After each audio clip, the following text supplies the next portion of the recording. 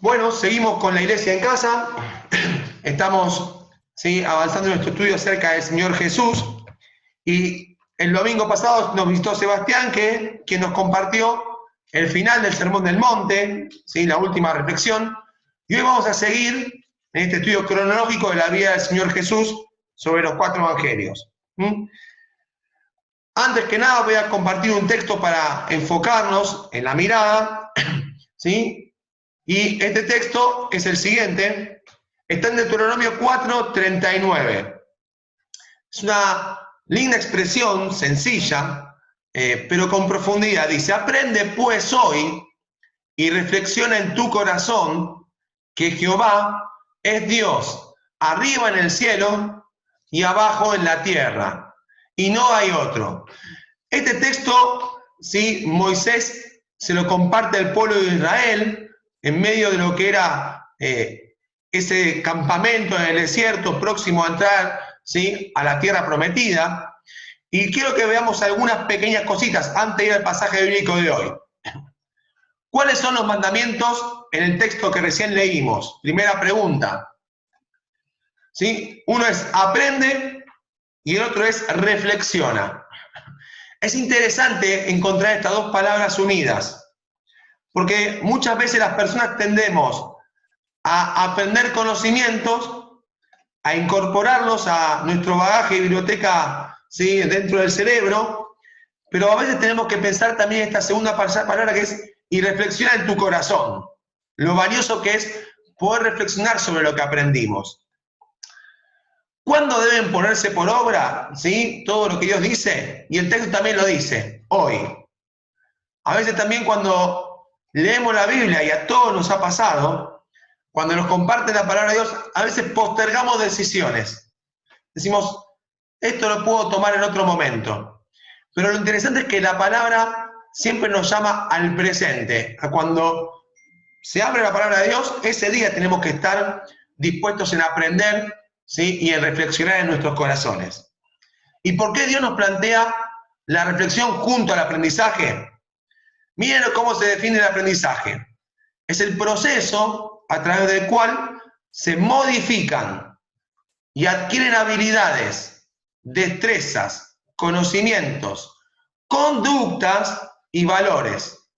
Esto como resultado del estudio, quiere decir que uno para aprender necesita estudio, pero también de la experiencia, de la instrucción, del razonamiento y también de la observación. Me dicen que no se escucha, Yanni y Víctor. Vamos. ¿Están escuchando el resto? Pongan dedo, quien escucha. Bien, allá escuchan. Por eso, la pregunta es, ¿qué estoy aprendiendo? Espera que se fue. Ahí está. ¿Qué estoy aprendiendo en este tiempo que estoy viviendo? Sandra decía, por ejemplo, recién, ¿qué te trajo la pandemia? ¿Qué aprendiste en la pandemia? ¿Qué nueva enseñanza te trajo este tiempo?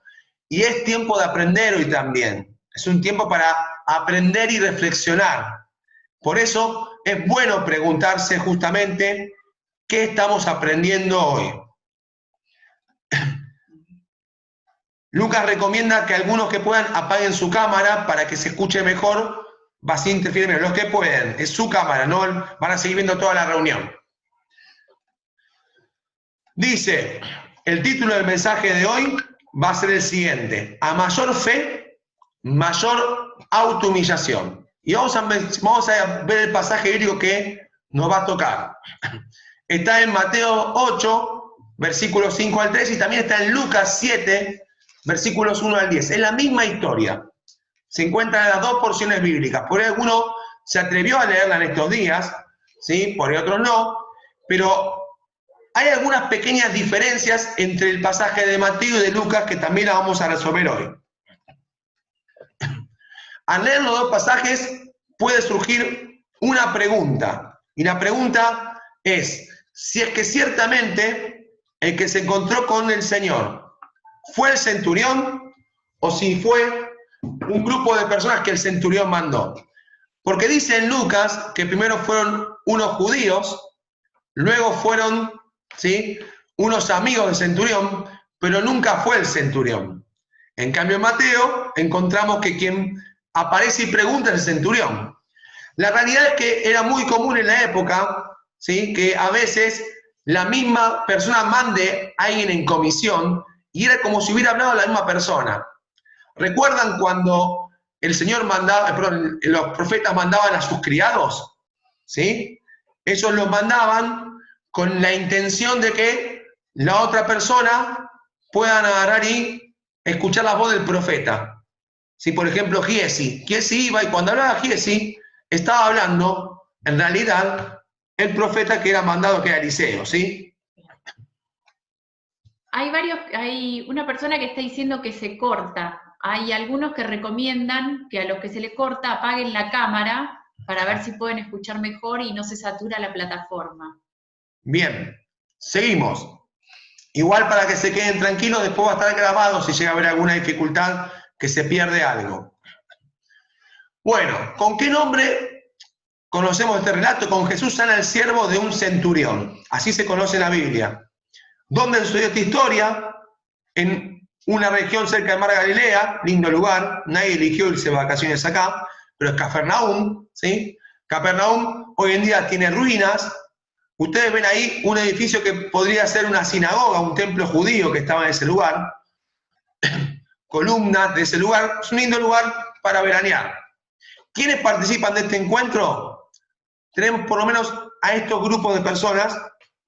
Tenemos a Jesús, el Señor, a un centurión, a el siervo de él que se encuentra postrado, a unos ancianos de los judíos, los cuales van a llamarnos a reflexionar, y a unos amigos del centurión. De Jesús, todos los días podemos conocerle más, por eso mucho más nos vamos a agregar, sí, vamos a hablar un poco del centurión y del siervo en este caso. Y de Jesús vamos a ir conociéndole más a partir de que vayamos leyendo el pasaje. Los centuriones, ¿sí? Eran parte de los soldados romanos, eran la columna vertebral del ejército, se sostenía por ellos. Una legión eran 6.000 soldados y tenía 60 centurias. Por lo tanto, había 60 centuriones que tenían 100 soldados cada uno a su cargo. Un historiador griego, Polibio, uno de los más importantes de la historia, ¿sí? Él decía que eran los mejores hombres del ejército, los que se seleccionaban para ser centuriones. Quiere decir que este hombre no era un soldado cualquiera, era uno de los mejores hombres que podían tener los romanos, ¿sí? Por eso se elegían a los centuriones con esta cualidad. Y la Biblia, siempre que nos menciona centuriones, que aparecen varios en la Biblia, aparecen con cierto aprecio. Solamente para recordar, hubo uno al pie de la cruz, que fue el que dijo, este es hijo de Dios. Hubo otro llamado Cornelio, que fue en quien Pedro le predicó. Después Pablo tuvo el contacto con varios, uno que lo protegió, otro que sí le informó de un complot a quien era el tribuno, que lo quería matar a Pablo, otro que sí cuidaba a Pablo y otro que lo trasladó. Del siervo, de este centurión, ¿qué podemos decir? Un siervo no era mejor que una cosa. Y esto es interesante. ¿Por qué? Porque los siervos se los consideraban sin derechos, no eran personas, eran cosas para ellos. Los amos tenían poder sobre la vida y la muerte de los esclavos. Y acá vemos algo que es interesante tomar como parámetro.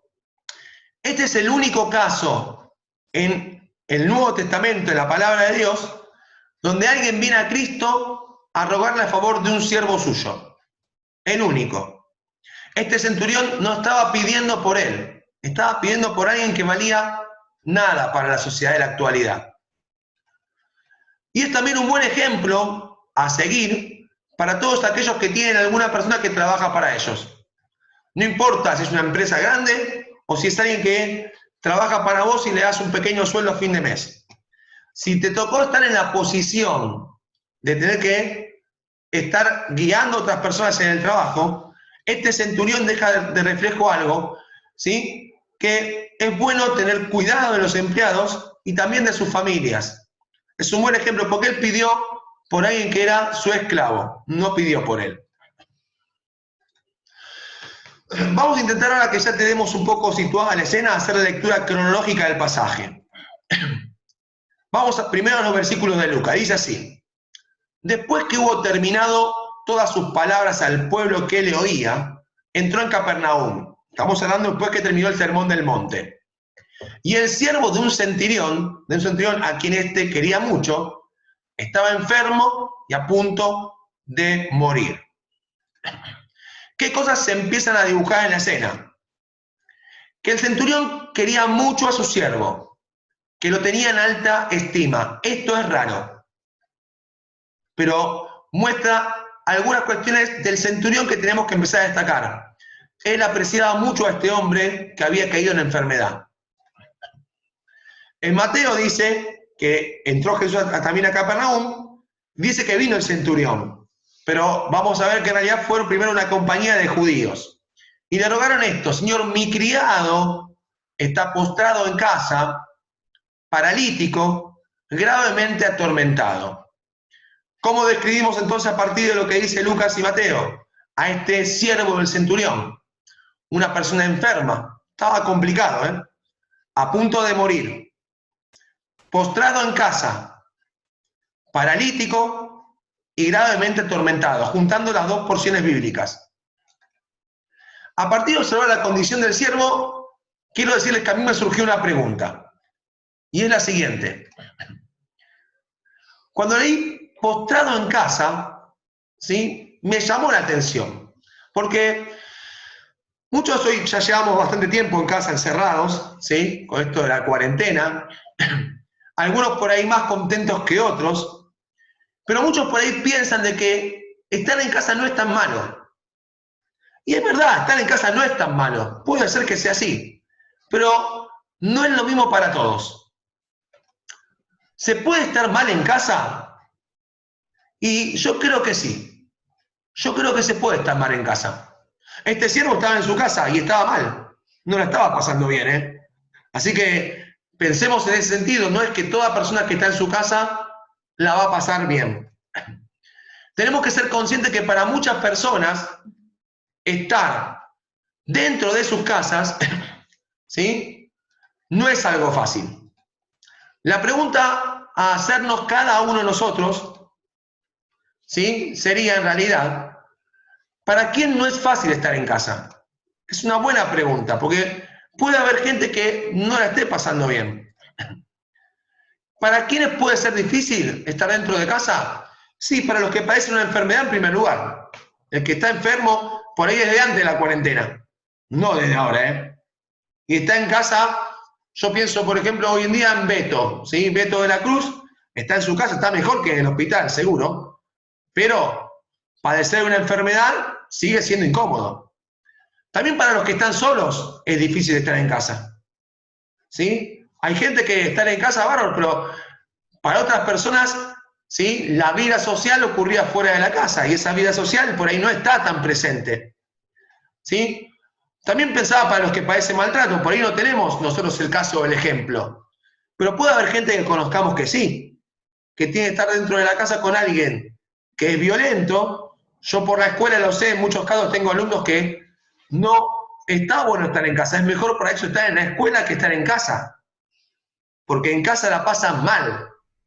Un otro día una nena expresó justamente en medio de una reunión, ¿sí?, que no la estaba pasando nada bien en casa por las peleas de sus padres. Entonces, no todas las personas que están dentro de una casa tienen por qué estar bien, ¿sí? La cuarentena nos metió a todos dentro de casa, pero las realidades, ¿sí?, se acentúan y para muchos puede ser que sea difícil. Para este siervo del centurión, estar en su casa postrado, enfermo, no estaba bueno. Sigamos con la lectura. Lucas 7 dice así: cuando el centurión oyó hablar de Jesús, le envió a unos ancianos de los judíos rogándole que viniese y sanase a su siervo. Y ellos vinieron a Jesús y le rogaron con solicitud, diciéndole: es digno de que le concedas esto, porque ama a nuestra nación y nos edificó una sinagoga. ¿Cómo habrá llegado a oídos del centurión que era Jesús? Porque vieron que, dice el pasaje, cuando el centurión oyó hablar de Jesús. Quiere decir que este hombre, de alguna manera, por alguien, escuchó de Cristo. Y es para que también nos preguntemos, a medida que vamos avanzando en el relato, ¿qué llega de Dios a los oídos de las personas que nos rodean? Porque por ahí tenemos algún centurión o alguien parecido al centurión, que escuchando nuestras conversaciones, nuestros temas, dice, uy, mira, esta gente cree en Dios y en Jesucristo. ¿Por qué no acercarme a estas personas que pueden ayudarme con mi problema? Evidentemente, gracias a Dios que este centurión escuchó hablar de Jesús, porque pronto tuvo la idea de buscar ayuda de parte de él. ¿Qué hicieron los ancianos de los judíos por este centurión?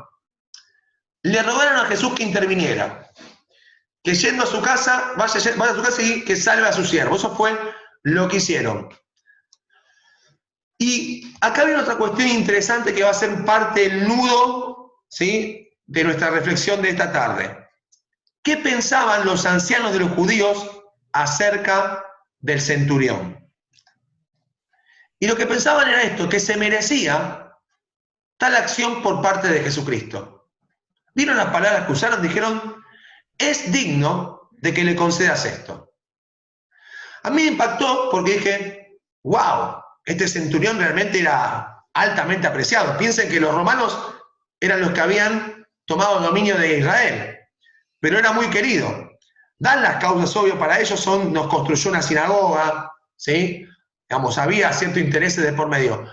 Pero ellos lo consideraban alguien digno de que Jesús le hiciera este favor, le conceda la sanidad a su siervo. Y me impactó encontrar este pensamiento dentro de los judíos. ¿Por qué pensaban así? Y por esta cuestión que decíamos recién. Ahora, para que nosotros nos preguntemos, entonces, y acá voy a pedirle a alguno en particular, sin abrir cámara, poder abrir micrófono, ¿sí? Sandra, te voy a pedir a vos que te abras el micrófono y que respondas esta pregunta en tu parecer. Entonces, si los judíos decían que era digno este centurión, para vos, ¿era digno el centurión de recibir el favor de Dios? ¿Sí o no? Sandra, ¿estás ahí? Abrí el micrófono. Dale. Sí. ¿Para vos sí? Sí. Bien, muy bien. Cerrate el micrófono. Seguimos preguntando. Osvaldo, vamos a hacer a 3 personas. Osvaldo, ¿para vos era digno? Abrí el micrófono, Osvaldo. Sí, era digno. También era digno para vos. Sí, sí. Uno más le voy a preguntar. ¿Sí? Genaro, para vos, este centurión, ¿era digno o no? Era digno. Bien. Vamos a pensar juntos. Dignidad es una cualidad del que se hace valer como persona. Se comporta con responsabilidad y seriedad, y con respeto hacia sí mismo y hacia los demás. Y no deja que lo humillen ni degraden. Esto es dignidad. En la actualidad, mucha gente pelea sus derechos en torno a esta palabra. Dicen, yo tengo derecho, soy digno. Tienen que agarrar y respetar lo que pienso y lo que siento. Nadie puede decirme a mí lo que tengo que hacer. Con este mismo concepto, vamos a ver cómo sigue. En el año 1948, después de la Segunda Guerra Mundial y con el mundo devastado, se hizo la Declaración Universal de los Derechos Humanos. Y en el artículo 1 dice esto: todos los seres humanos nacen libres e iguales en dignidad y derecho. La dignidad es algo que todos, ¿sí?, tienen. Ahora me centro en estas ideas. La persona que es digno se hace valer como persona. Y también no deja que nadie lo humille ni degrade. ¿Sí? Vamos a avanzar. Traigo acá a nuestro amigo Quino, que nos visitó el otro día también. Miren qué interesante, dice, prohibido pisar el césped de Mafalda. Y ella se pregunta, ¿y la dignidad no está prohibida pisar? Porque lo que tenemos como cuestión social en la historia de la humanidad, y en el presente también, es que muchas veces los seres humanos pasamos por encima de la dignidad de otras personas. Y ella se pregunta, ¿sí? Si está prohibido pisar la dignidad de otro. Estamos de acuerdo en que no se puede pasar por arriba de otras personas. Aunque muchas veces, ¿sí? Pasan por encima nuestro o nosotros pasamos por encima de otros. Pero sigamos con un poco más de lectura y nos queda este concepto que vamos a verlo a la luz del centurión. Dice después en el versículo 7 de Mateo 8, y Jesús le dijo, yo iré y le sanaré. Respondió el centurión y dijo, Señor, no soy digno de que entres bajo mi techo. Solamente di la palabra y mi criado sanará. En Lucas 7, versículos 6 y 7 dice, y Jesús fue con ellos, con los ancianos, pero cuando ya no estaban lejos de la casa, el centurión envió a él a unos amigos. Entendemos entonces que los de Mateo fueron los amigos también, los que fueron en nombre del centurión, diciéndole, Señor, no te molestes, pues no soy digno de que entres bajo mi techo, por lo que ni aún me tuve por digno de venir a ti. Pero di la palabra y mi siervo sanará. Qué interesante, porque los judíos lo consideraban digno a este hombre. Pero el centurión a sí mismo, ¿cómo se consideraba, Leonor? Abrite el micrófono. ¿Cómo se consideraba el centurión a sí mismo?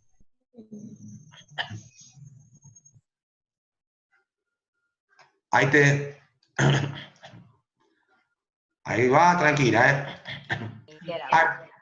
Para otra vez, que se cerró. Otra vez, Leonor. Se cerró el micrófono. Ahí sí. El centurión se consideraba indigno. Se consideraba indigno. Él no se consideraba digno de que Jesús entrara en su casa. Ni que tampoco le haga el favor. Claro. La realidad es que él decía, si me lo hace realmente es porque Dios es bueno, pero yo no soy merecedor. ¿Sí? Es interesante cómo se confronta la idea de los judíos con la idea, ¿sí?, de la mente del centurión. Y nosotros a veces estamos con este mismo planteo en nuestros corazones y mentes. No soy digno de que entres bajo mi techo. Hago esta pregunta para que cada uno se responda en su corazón. ¿Y nosotros? ¿Somos merecedores de que Cristo entre en nuestras casas? A ver, Cristo entró a nuestras casas, está en nuestras familias, y damos gracias a Dios. ¿Pero lo merecíamos? ¿Era un derecho? Y la realidad es que yo pienso como el centurión. No somos dignos, pero Dios eligió morar en nuestros hogares y tenemos que ser más que agradecidos. ¿Nosotros somos dignos del amor de Dios? Y en realidad no hicimos nada para merecerlo, al revés, hicimos todo lo contrario. Perjudicamos plenamente, ¿sí?, a Dios porque Él tuvo que ir a la cruz por nosotros. Así que, ¿quién de nosotros merece su amor? Si es gracia. No somos dignos. ¿Y nosotros somos dignos de que Cristo haya elegido morar en nuestras vidas por su Espíritu Santo? Y la realidad es que también es algo que no merecíamos. Que ninguno de nosotros puede decir, mirá, Dios vive en mí. Gracias a Dios que Dios vive en nosotros, porque Él es bueno. Es interesante ver el pensamiento del corazón del centurión. Es muy valioso. Para él no era digno ni entrar de su casa, ni tampoco era digno de presentarse delante de Cristo. Y nosotros que a diario oramos y buscamos a Dios, nos damos cuenta justamente de que no es por mérito nuestro, que no somos dignos para presentarnos delante de Dios, pero que Dios nos ha hecho dignos por Jesucristo. Porque es interesante revelar otra vez cómo esta escena confronta lo que a veces las personas piensan que otros se merecen y realmente cómo tiene que ser el pensamiento correcto de alguien que busca a Dios. Nosotros no somos dignos de presentarnos delante de Dios, pero sí fuimos hechos dignos a través de Jesucristo. Él nos dignificó. Él hizo una obra única. No olvidemos nunca estas dos verdades, que van siempre de la mano. ¿Sí? Primero, no somos dignos, pero por otro lado, Dios nos dignifica. ¿Sí? Eso tiene que estar unido en nuestros pensamientos de forma constante. Si alguno realiza algún servicio a Dios, tiene que pensar para sí y decir, yo no soy digno de realizar ese servicio, pero Dios me capacitó, me ayuda, me fortalece para poder hacerlo. Me encanta siempre cuando uno encuentra referencia del servicio en la Biblia, hay una expresión muy interesante, que es cuando el Señor habla que los siervos se presentan delante de Él, Él dice, bien hecho, buen siervo y fiel. Pero cuando uno tiene que hablar de sí como siervo, y aparece en otro pasaje, dice, siervos inútiles somos. El siervos inútiles somos lo tenemos que decir nosotros de nosotros mismos, cada vez que hacemos una tarea para Dios. Es decir, yo, Señor, soy un siervo inútil. Pero el Señor, que nos capacita, que nos ayuda, que nos fortalece, cuando entremos al cielo va a decir, bien hecho, buen siervo y fiel. Es interesante cómo se mezcla esta idea de la dignidad y también de lo indigno que somos nosotros para realizar las tareas que Dios nos pone, para orar, para ir delante de su trono, ¿sí? En todo tiempo. Miremos nuevamente el concepto de dignidad. Se hace valer la persona, no deja que la humillen ni degraden. Pero veamos un pasaje bíblico que habla con claridad de este concepto de la dignidad, que es Filipenses capítulo 2. Aunque no aparece la palabra digno, está hablando de este concepto, del valor de una persona. Dice el versículo 3, nada hagáis por contienda o por vanagloria, antes bien con humildad, estimando cada uno a los demás como superiores a él mismo, no mirando cada uno por lo suyo propio, sino cada cual también por lo de los otros. A la hora de decir soy digno, tengo que entender que no solo yo soy digno, sino que todos son dignos supuestamente. Y que yo no puedo, si quiero hablar de la dignidad, tengo que pensar bien de todos los demás y cuidar a todos los demás, tanto como yo quiero que me cuiden a mí. No puedo estimar a nadie, ¿sí?, como superior a mí, ni tampoco yo me puedo estimar como superior a nadie, si no estoy tratando a alguien indignamente.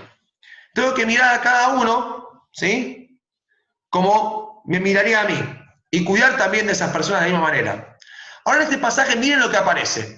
Agrega Pablo, versículo que sigue, haya pues en vosotros este sentir que hubo en Cristo Jesús. Y nos pone un ejemplo. Vuelvo para atrás un segundo. Dice, haya pues en vosotros. Yo no le tengo que decir esto a Débora, no digo, haya pues en Débora. Tengo que decir, haya pues en Adrián. Débora se lo dirá a quién? A sí misma. ¿Sí? Delfín se lo va a decir a sí mismo. Margarito se lo va a decir a sí mismo. Y así cada uno se lo va a decir, haya pues en mí. ¿Qué cosa? Este sentir. También puede decir esta forma de pensar que hubo en Jesús. Y vamos a no leer todo, pero mire entre el sentir de Cristo que aparece. Versículo 8. Y estando en la condición de hombre, dice que Jesús se humilló a sí mismo. Qué parecida a la actitud del centurión, ¿no? Porque todos le querían decir, el centurión se lo merece. Y él dice, no, yo no me lo merezco. Él mismo se dijo, yo no soy merecedor, ni que entres en mi casa, ni de ir adelante tuyo. Solamente le pido a alguien que por favor te ruegue Dios que sanes a mi criado. Yo entiendo que tengo que humillarme. Y uno podría decir, el centurión podría decir, yo acá soy un capitán de 100 soldados. Soy un tipo valioso. Jesús tiene que hacerme el favor. Podría tomar la actitud de Naamán. Esta mañana, mientras que compartía la lectura, vino una de mis hijas, Catalina, y agarra y me dice, papá, esa historia no es como la de Naamán. Y yo le digo, no. Naamán también fue un general, fue importante, pero Naamán cuando va delante de Eliseo, lo último que hizo fue humillarse a sí mismo. ¿Sí? No se quería bajar del caballo, no quería ir al río Jordán a bañarse 7 veces. Este centurión está mostrando que él mismo se dio a humillarse. Y el Señor también hizo lo mismo. El Señor se humilló a sí mismo. Nadie lo puso en esa posición. Él decidió humillarse. Ahora miren qué interesante este concepto de humillar a sí mismo del Señor. No dice el versículo 8 que fue la condición de hombre la que lo humilló a sí mismo a Jesús. Aunque que Dios se haya encarnado y se haya hecho hombre, ya es humillar a sí mismo. Lo que está diciendo el versículo es que, habiéndose humillado a sí mismo, al hacerse hombre, se humilló mucho más a sí mismo, eligiendo morir en la cruz por nosotros. Esa es la mayor humillación de Cristo. Porque hay quien dice que Dios se haya hecho hombre es una humillación. Sí, es verdad. Pero lo humilló a sí mismo ahí es cuando dice, pues, haciéndose obediente hasta la muerte y muerte de cruz. La humillación de Jesús a sí mismo llegó hasta ese punto. Es mucho mayor esa humillación. Presta atención a esto. Decía la definición de dignidad, se hace valer como persona. No deja que lo humillen ni degraden. Pero no dice nada de la autohumillación. Y esto me pareció interesante. Porque es verdad que ningún ser humano puede pisotear a otro, porque somos iguales. Dios lo dice en su palabra. Somos iguales. Podemos realizar diferentes tareas, tener diferentes dones, talentos, ¿sí? Pero somos iguales. Delante de Dios, Dios no hace excepción de personas. Podemos ser de diferentes pueblos, nacionalidades, tener diferentes estratos sociales, diferentes cualidades económicas, lo que quieras. Delante de Dios no hay diferencia. La condición de dignidad la tenemos todos por igual. Pero la definición de dignidad dice que nadie te pisotee, que nadie te rebaje. Pero no dice que vos te puedas autohumillar. Y la Biblia nos está mostrando en realidad que la gente que tiene en claro la dignidad es como el centurión. ¿Sí? Dice, me puedo autohumillar, pero tengo que saber delante de quién. Y es delante de Dios. Este centurión se inclinó con su postura, decir, no voy a ir, no voy delante tuyo y no puedes entrar a mi casa porque yo soy indigno. Ahí está mostrando su inclinación, su humillación delante de Dios.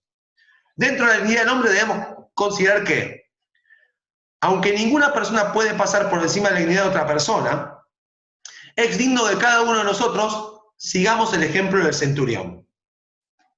Es digno también que cada uno de nosotros sigamos el ejemplo del apóstol Pablo, para que veamos que no solamente el centurión se autohumilló. Mirá lo que dice Pablo, 1 Corintios 15, porque yo soy el más pequeño de los apóstoles, que no soy digno de ser llamado apóstol, no soy digno, porque perseguí a la iglesia de Dios. Pero por la gracia de Dios soy lo que soy, y su gracia no ha sido en vano para conmigo. Antes he trabajado más que todos ellos, pero no yo, sino la gracia de Dios conmigo. Resaltemos algunas ideas. Pablo dijo, yo soy el más pequeño, no soy digno de ser llamado apóstol, no me lo merezco. Ni vos ni yo lo merecemos. La gracia de Dios, ¿sí?, es lo que ha hecho algo diferente en nuestras vidas. Es lo que nos dio dignidad. Y hay que esforzarse de esa gracia. Verdad número 1, no somos dignos delante de Dios. Verdad número 2, la gracia de Dios nos ha hecho dignos. Verdad número 3, debemos esforzarnos para que la gracia de Dios trabaje en nuestras vidas. Como leíamos hace un tiempito atrás, y también lo dice Pablo en 2 Timoteo, esfuérzate en la gracia. La gracia es gratis, pero el creyente se esfuerza en vivir en ella. Se esfuerza en autohumillarse, en decir, bajo el copete. Delante de Dios tengo que estar en esta posición. No puedo creérmela. ¿Sí? A mí a veces me impacta cuando en nuestros tiempos actuales encontramos gente que se autoproclama siervos de Dios. Yo a veces digo, mejor cerrar la boca, que lo diga otro. La abuela de Débora tenía una frase que salía muy al cotidiano y los que la conocían la saben bien, que es parte de un proverbio que decía, te alaba el prójimo. Maruja Cabal Portete lo decía, que te alaba el prójimo. Parte de uno de los proverbios del rey Salomón. ¿Sí? ¿Sí? Esforzarte en la gracia, entender que Dios quiere trabajar en tu vida, pero tu esfuerzo es en autohumillarse, en recordar que eras indigno, pero que Dios te dignifica. es digno de cada uno de nosotros sigamos el ejemplo de Cristo que se autohumilló. Es decir, tener una buena autoestima tiene mucho que ver con autohumillarse delante de Dios. ¿Vieron cuando escuchamos que esta palabrita de la autoestima, aprender a valorarse a uno mismo? Bueno, la gente que la tiene clara, ¿sí? Dice, este es el valor que tengo. Pero como tengo este valor, delante de Dios, me tengo que autohumillar. No me la voy a creer. No soy más. No tengo que levantarme y decir, yo acá la tengo clara. Al revés, la gente que tiene una autoestima bien balanceada, entiende que delante de Dios se autohumilla. Término que vamos a incorporar a nuestro lenguaje, que es lo mismo que humillarse a sí mismo. ¿Cuál fue la petición del centurión? Fue esta, solamente di la palabra.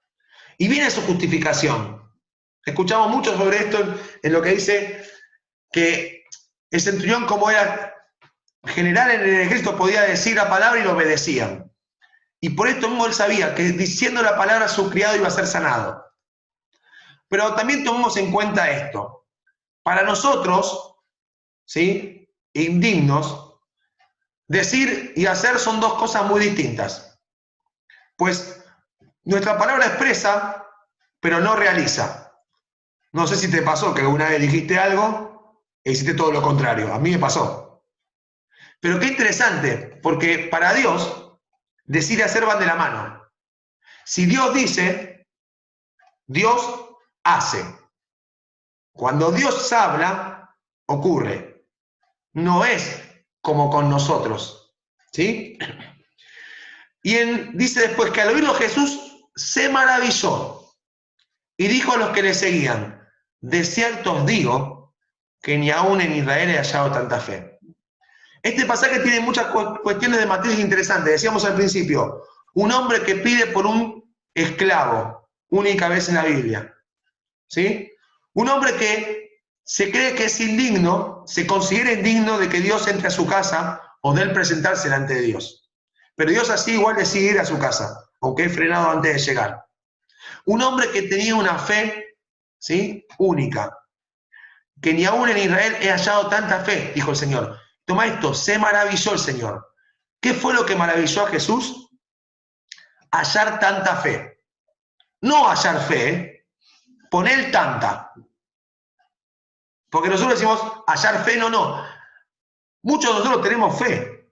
Somos personas que creemos en Jesucristo, ejercemos la fe. Pero por ahí Dios no se maravilla de nosotros. Nos mira y dice, sí, cree. Adrián confía en Jesucristo. Pero la fe de Adrián maravilla a Dios. Mi fe lo dejó boquiabierto, porque la fe de este centurión a Dios lo asombró. A Dios lo dejó como diciendo, no puedo creer, no encuentro a nadie que crea como este centurión. Eso también ocurrió con la mujer cananea, no sé si se acuerdan. Esa mujer que cuando Jesús salió de la tierra de Galilea y fue más al norte, esta mujer sirofenicia lo perseguía y Jesús, en un diálogo que va teniendo entre sus discípulos y ella termina totalmente humillada diciendo, bueno, tratame como un perro. Esa mujer tuvo una actitud similar a la del centurión. ¿Qué hizo? Se autohumilló. Y Dios dice a esa mujer, oh mujer, grande es tu fe. Solamente en la Biblia tenemos dos personas que Jesús le dice esto. El centurión y la mujer cananea. Ninguno del pueblo de Israel. Extranjeros. Pero yo diciendo, wow, maravillaron a Jesús. Vos por ahí decís, Jesús le maravilla cuando canto en la iglesia, en la cena del Señor, cuando hago tal servicio, cuando me recontra mato en mi esfuerzo. No quiero que te desilusiones, tampoco quiero desilusionarme a mí. Pero lo único que a Dios lo maravilla es encontrar tanta fe. Y la gran pregunta está viendo el final de la historia. Dice, entonces Jesús dijo al centurión, ve, y como creíste, te sea hecho. Y su criado fue sanado en aquella misma hora, o como dice en Lucas, al regresar a la casa de los que habían sido enviados, hallaron sano al siervo que había estado enfermo. A todos nos gusta tomar estas palabras o las palabras que dice Jesús, nos encantan. Dicen, el Señor dice, como creíste te sea hecho. Y la tomamos y le hacemos un cuadrito, la ponemos como promesa, ¿sí? La escribimos en nuestra Biblia, nos pegamos señaladores.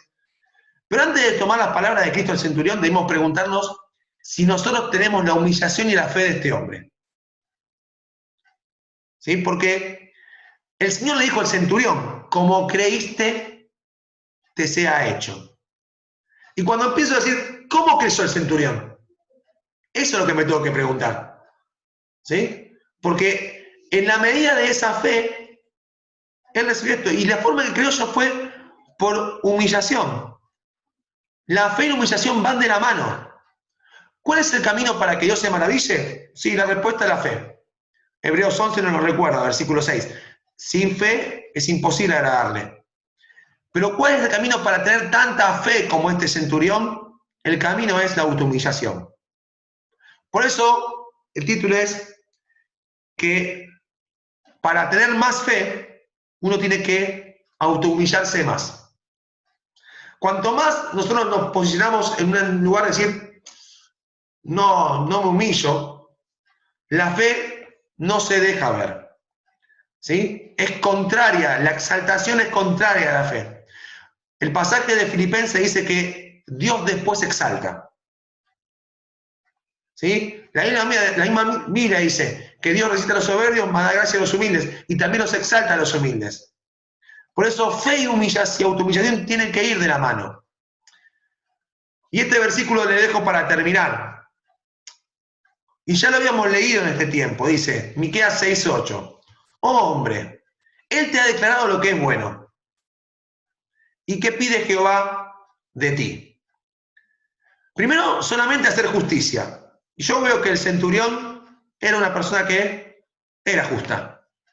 ¿Sí? Cuando pensaron ustedes que era digno y lo decían bien, y sí, construyó una sinagoga, mostraba respeto hacia Dios. Pero a medida que avanzamos, vemos que era recontra justa, porque delante de Dios se creía nadie. ¿Sí? Se rebajó públicamente delante de Dios. Porque la gente escuchó lo que él mandó a decir, ¿eh? No fue el que dijo. Los amigos y los judíos fueron los que tuvieron que declarar, y la gente dijo, este tipo se humilló.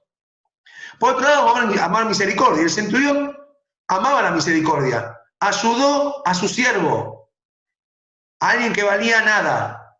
¿Cuánta misericordia hay? Y por último, humillarte ante tu Dios. Realmente este centurión, a mí me impactó leerlo, me impactó escuchar cómo él se ve a sí mismo, pero también me impactó escuchar lo que Jesús dijo de él. Lo que Jesús dijo de él, a mí me impacta. Y digo, Señor, ¿qué tengo que yo hacer para que vos te maravilles, estés contento? Para que vos digas, wow, y tengo que imitar a este hombre. Tengo que imitarle. Le voy a dejar la película esta semana, antes de que oremos, y se llama Vencedor. No se las voy a poder pasar ahora. El día martes les voy a compartir por el WhatsApp cómo van a hacer para verla, porque la vamos a subir una carpeta para que la vean. Es preciosa. ¿Sí? Es nueva. Vamos a después agradecerle a Omar, que Omar nos la va a facilitar. ¿Sí? Pero es la historia de una chica que fue golpeada duramente por la vida, pero que Dios, ¿sí?, hace grandes cosas en la vida de ella y de las personas que también la rodean. Así que el martes va a estar disponible, después le va a llegar como los estrenos de cine. En vez de estrenar el jueves, estrena el martes esta. ¿Sí? Hasta el martes va a tener que esperar para verla. ¿Sí? Vamos a ir dejando de compartir. Y a pedirle, sí, antes que sigamos y nos saludemos, pues ya quedan unos minutos más, voy a pedirle a Víctor, ¿podrías orar?